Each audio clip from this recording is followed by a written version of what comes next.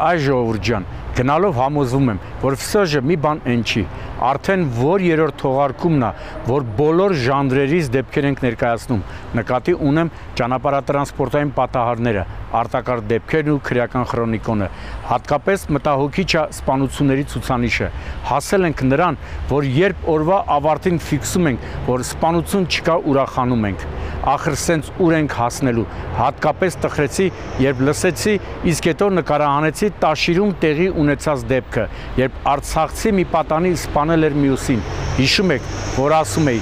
մեզ թշնամի պետք չէ, հենա մենք մեր հարցերը լուծում ենք, այս դեպքը հենց դրա վառ վկայությունն է։ Տաշիրի ողբերգության մասին քիչ անց, հիմա տեղափոխվենք Լոռու հարևան Տավուշի մարզ, որտեղ առավոտ կանուխ մոտ 200 կիլոմետր կտրեցի հասկանալու, թե ինչ հանգամանքներում է Hyundai-ը Բաղանիսում դուրս եկել երթևեկելի գոտուց, բախվել քարերին և կողաշրջված վիճակում հայտնվել բնակչի տան տարածքում, կատարելով նաև փլուզումներ։ Կրկնում եմ, առավոտ կանուխ, իսկ դա նշանակում է, որ ամենայն հավանականությամբ ինքնավթարի պահին այս տանը մարդ է գտնվել։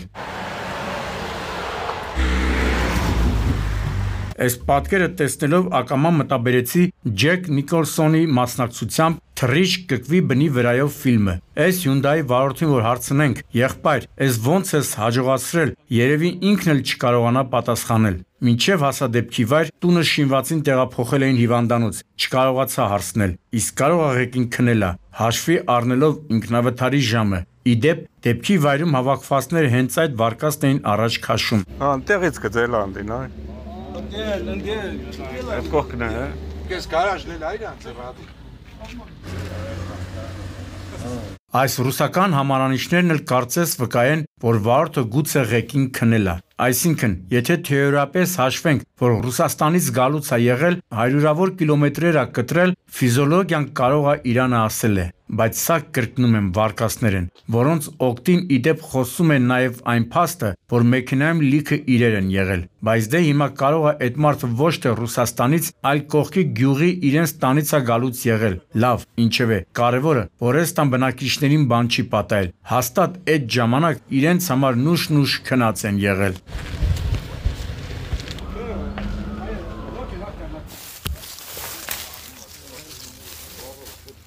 Ով ինչ ուզում ասի, բայց վերջին ժամանակահատվածում ես էլ եմ սկսել արդեն հավատալ դավադրության տեսությանը, վառ ապացույցը, Դալարի գյուղում տեղի ունեցածն է, երբ ահազանգողը նշեց, թե բա Շամշան, շուտ հասի, այնպիսի ուժգնությամբ հրդեհ, որ ծուխն ու կրակը տեսանելի են անգամ մի քանի կիլոմետրից, հարցրի, թե ինչն է վառվում, ասացին, որ գյուղի բնակիչներից մեկի անասնագոմը, իսկ հրդեհը ծագել է անասնակերի համար նախատեսված հատվածում, ասի էդ է, չուզողները հաստատ վառել են, որպեսի վնաս հասցնեն գյուղացուն։ Ամեսի տակը 20 տոննի կարգի ցորեն են լծել։ Էդի փրկել եք դուք։ Չէ, դե վառվում է, Ցորենն էլ վառված։ կեսը չի վառվել։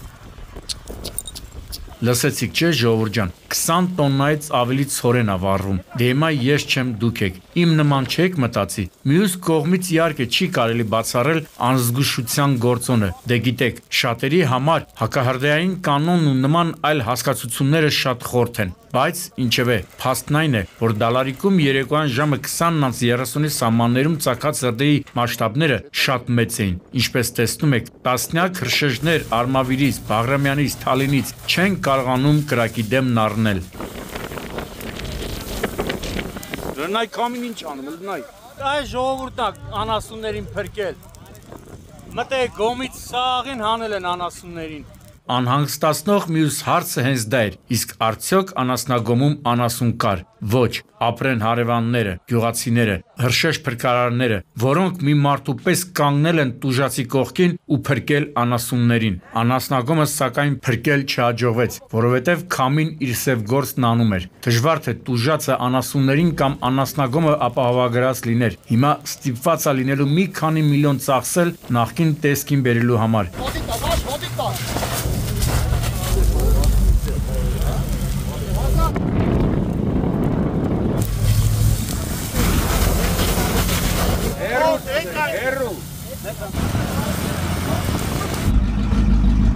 Հիմա խնդրում եմ այս երկու մեքենաների նայեք, ինչ եք նկատում, պետք չի արծվի տեսողություն ունենալ, տեսնելու, որ երկու մեքենաների վնասվածքներն էլ աջ կողմից են։ Այս միտքը մտաբերեք, մինչև պատմեմ, թե որտեղ, քանիսին եւ ինչպես է տեղի ունեցել Toyota-ի եւ Volkswagen-ի բախումը։ Լոռու մարզում ենք, Վանաձոր Գյումրի ճանապարհի Շիրակամուտ բնակավայրի վարչական տարածքում։ Օրը ցերեկով ավելի ստույգ 13:40-ի սահմաններում, ինչպես արդեն ասացի, իրար են բախվել Toyota-ն ու Volkswagen-ը, ու բնականաբար առաջին հարցը, որ ուզում էր, արդյոք բախման հետևանքով զոհ կամ զոհեր կան։ Միզոտ 3 վիրավոր։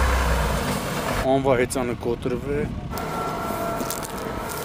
Ասացին, որ 4 հոգու շտաբօգնության բրիգադները տեղափոխել են Սպիտակի հիվանդանոց եւ որ 4-ի վիճակն էլ այնքան էլ լավը չէր։ Ցավոք չեն չափազանցնում։ Նկարահանումների պահին իրավապահները ազանք ստացան, որ վիրավորներից մեկը գիտակցության չգալով ճանապարհին մահացել է։ Մեկի վիճակը բժիշկները գնահատում են ծայրահեղ ծանր, երկուսինը միջին ծանրության։ Հետո պետք է պարզենք, որ մահացածն ու վիրավորները Լոռու մարզի Սարալանջ գյուղի դպրոցի ուսուցիչներ են։ Շատ ափսոս։ Սաղերկատներն էլ այլ բախում եղել։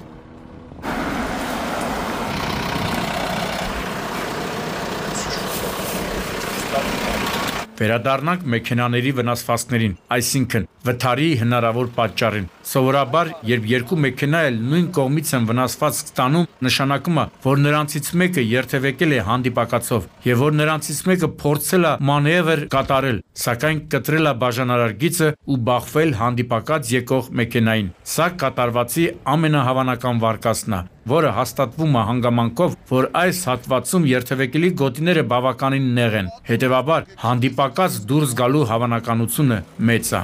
Մոտորը փոխված է,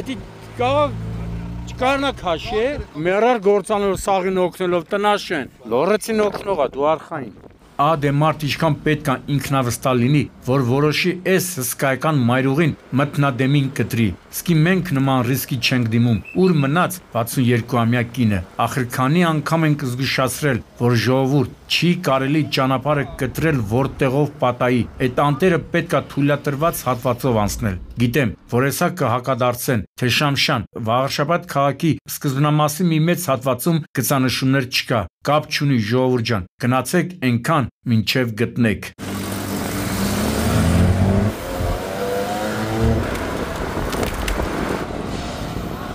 Գծանշումների համար գոյություն ունեն ստանդարտներ։ Չեն կարող ամեն 10 մետրը մեկ գծեր քաշեն։ Ժամանակն է այս պարզ ճշմարտությունը բոլորը գիտակցեն ու քիչ մե իրենց նեղություն տան, բայց իմանան, որ սեփական կյանքն են փրկում։ Այո, հենց այս Opel-ի վարորդ 71-ամյա Միխայիլն մահացու վրաերթի ենթարկել 62-ամյա Նելիային։ Տարիքով մարդը փախստի չի դիմել, ահազանգել է շտաբօգնություն, սակայն արագ հասած Էջմիածնի բժշկական կենտրոնի բժիշկները արձանագրել են հետիոտնի մահը։ Բարեկները ասացին, որ վարորդին ենթարկել են սթափության փորձաքննության եւ որ եղել է սթափ։ Անկեղծ ասած չզարմացա, որովհետեւ պատկերացնում էի, թե ինչ բան է մթնշաղին քշելը։ Աչքերդ պետքա մինչև վերջ կլորացնես, իսկ այս դեպքում խոսքը 71-ամյա վարորդի մասին է, բայց դե արգելք չկա, որ այդ տարիքում չի կարելի մեքենա վարել։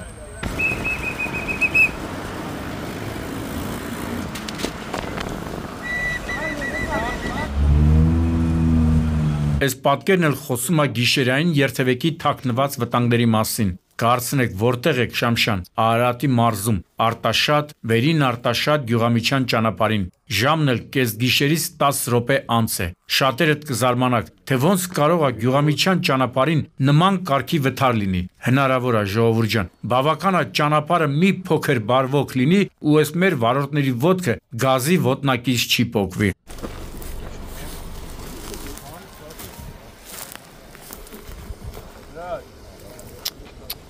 Երկաթին էլ բախում եղե։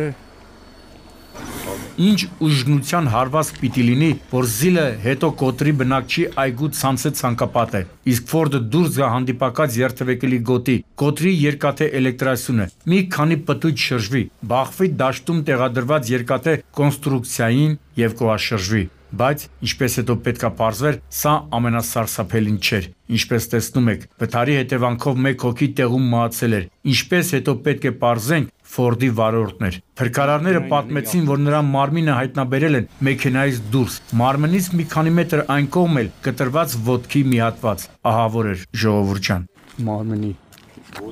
ոտն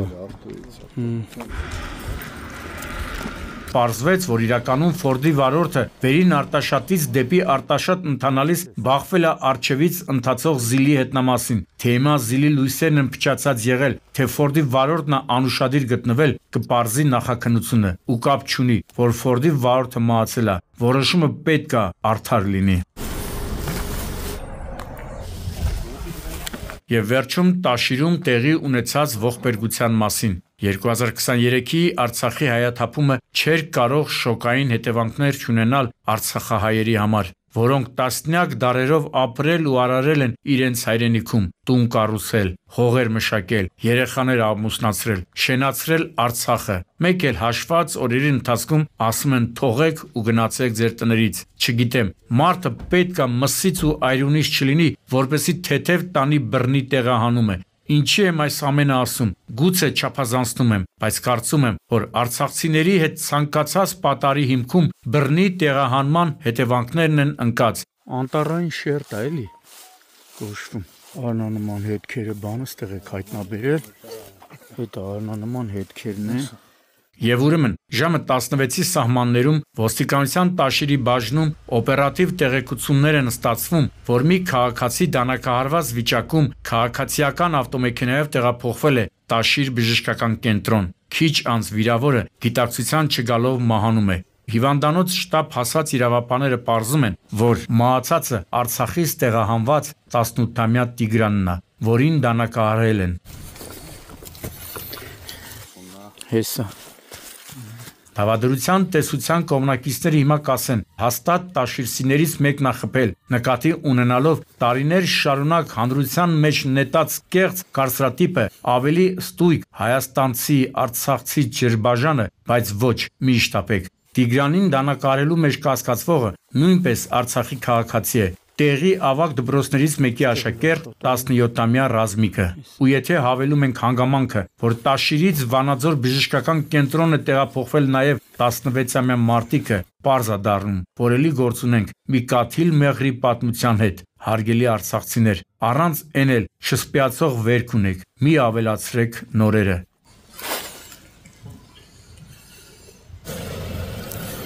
Գագիկ Շամշյան, Սուրանկյուն։